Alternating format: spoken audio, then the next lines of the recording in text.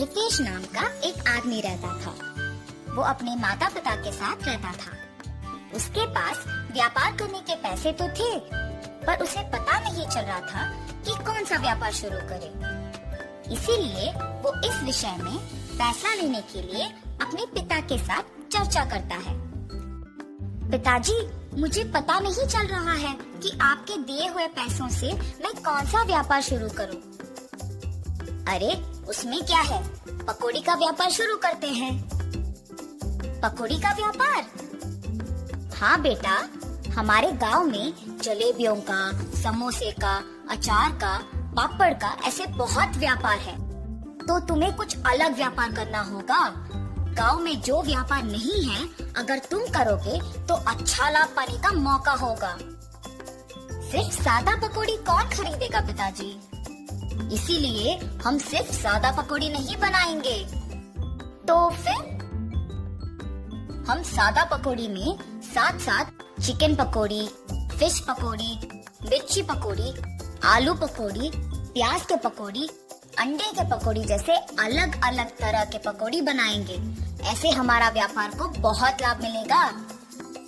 रितेश को अपने पिताजी के बात सच लगे, परंतु मुझे इतने प्रकार के पकौड़ी बनाना नहीं आता है ना पिताजी। मुझे भी तो बनाना नहीं आता। हम खुद इन सब के विधि बनाएंगे और इसके लिए तुम्हारी माँ भी सहायता करेगी। ऐसे कहकर रितेश के पिताजी रितेश को प्रोत्साहित करते हैं। फैसले के अनुसार पकौड़ी को बनाने के सामग्री रितेश खरीद के रसोई घर में इकट्ठा कर रहा होता है कि उसके पिताजी पके हुए अंडों को 2 हिस्सों में काट रहे होते हैं और रितेश की माँ पकौड़ी के लिए बेसन का मिश्रण तैयार कर रही होती है। बनाए हुए मिश्रण को 6 अलग अलग बर्तन में बराबरी से रितेश की माँ डालती है।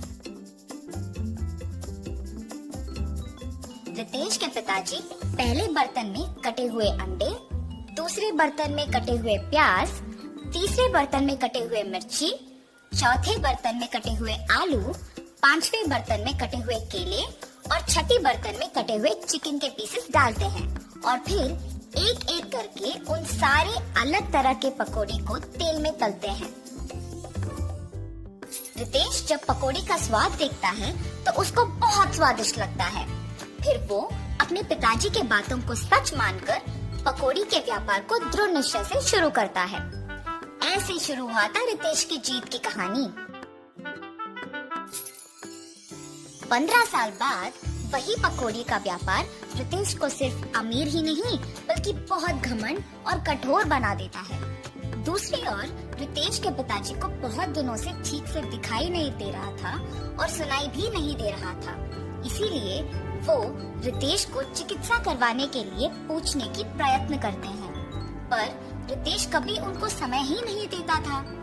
इसीलिए रितेश के पिताजी खुद अस्पताल जाने का निश्चय करते हैं, पर उनके पास पैसे ना होने के कारण रितेश की दुकान को निकल पड़ते हैं। अरे रितेश बेटा, कुछ दिनों से न कुछ ठीक से दिखाई दे रहा है, न कुछ सुनाई दे रहा है। चिकित्सा के लिए 3000 रुपयों की जरूरत है।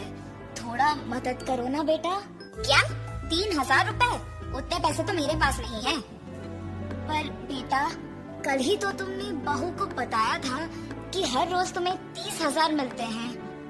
आप पहले यहाँ से चलिए, कह रहा हूँ ना पैसे नहीं है। और घर चले जाते हैं। घर पहुँचने के बाद चिकित्सा के पैसे मांगने रितेश के पास गया था, पर उसने ये कहकर भेज दिया कि उसके पास पैसे नहीं हैं। क्या 3000 के लिए उसने ऐसा कह दिया? व्यापार तो अच्छा चल रहा है ना। शायद उसको हमारा यहाँ रहना पसंद नहीं। बहू ने भी खाना सिर्फ हम दोनों के लिए बनाया है। मैंने हम दोनों के लिए खाना बनाया है। तो फिर यही है, हमारा यहाँ रहना वो दोनों चाहते ही नहीं है। चलो इसी रात को यहाँ से निकलते हैं। ऐसे फैसला करके दोनों उसी रात गांव से निकल जाते हैं। माता पिता के लापता होने पर भी रितेश को चिंता नहीं हुई। अगर किसी ने पूछा तो कहता था कि तीर्थ यात्रा पे गए हैं। रितेश को पकौड़ी के व्यापार में लाभ ही लाभ आ रहा था। वो उसके दुकान में 10 और सहायक को काम पे लगा के उनको सारे पकौड़ी के विधि सिखा के काम करवाता था। इसके अनुसार उसने पकौड़ी के दाम भी बढ़ा दिया था। मिर्ची पकौड़े 5 रुपए के 10 पीस, प्याज के पकौड़े 8 रुपए के 10 पीस, आलू के पकौड़े 10 रुपए के 10 पीस, अंडे के पकौड़े 15 रुपए के 10 पीस, चिकन के पकौड़े 20 रुपए के 10 पीस और मछली के पकौड़े 25 रुपए के 10 पीस। पकौड़ी का स्वादिष्ट होने पर लोग भी बहुत आते थे, जिसकी वजह से रितेश का दुकान हमेशा भीड़ से भरा और व्यस्त रहता था और दुकान का लाभ भी दुगना हो गया था। रितेश ऐसे ही उसकी संपत्ति बढ़ाने में दिन भर व्यस्त रहता था और उसकी पत्नी भी अपनी समय अपनी सहेलियों के साथ बिताने में और पैसे खर्च करने में व्यस्त रहती थी और उनके बच्चों के साथ भी ज्यादा वक्त नहीं बिताती थी। बच्चों के देखभाल के लिए एक ताई को रख के वो चले जाती थी। रितेश व्यापार और संपत्ति के मोह में पड़कर दोस्तों के साथ वक्त गुजारता था और उसकी पत्नी उसके सहेलियों के साथ वक्त गुजारती थी। इस वजह से उनके बच्चे बहुत लापरवाही से पले बड़े। रितेश अपने बच्चों को अनुशासन से नहीं बड़ा कर पाया और अपनी बीवी को उसके शौक से दूर नहीं रख पाया। अब रितेश के साथ प्यार से 2 बातें करने के लिए भी कोई नहीं था। उस समय में उसको उसके माता पिता की बहुत याद आती है।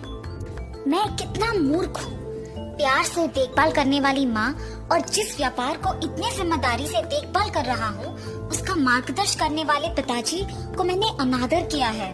न जाने वो कहाँ हैं, क्या कर रहे होंगे। मैं तुरंत उनको ढूंढ के घर वापस लेके आता हूँ। रितेश अपने माता पिता को ढूंढने अपनी कार में निकल जाता है। गांव में ढूंढते ढूंढते उसको अपने माता पिता गंदे फटे हुए कपड़ों में नजर आते हैं। ये देख रितेश भाग के उनके पास जाता है और कहता है, आप ऐसे कैसे? ये सब मेरा ही गलती है पिताजी, मुझे माफ कीजिए और कृपया मेरे साथ घर चलिए माँ। रितेश को अपनी गलती का एहसास होता है और वो अपने माता पिता के साथ घर वापस आता है। अपनी पत्नी को बोलता है कि आज से जो भी होगा माँ के अनुसार होगा और व्यापार का सारा संपत्ति अपने पिताजी के हाथ कर देता है। रितेश सिर्फ सहायकों का और पकौड़ी के विधि का देखभाल करता है और उसकी पत्नी बच्चों का देखभाल और पढ़ाई का ध्यान रखती है। सुख संपत्ति और परिवार का प्यार पाके सब सदा खुश रहते हैं।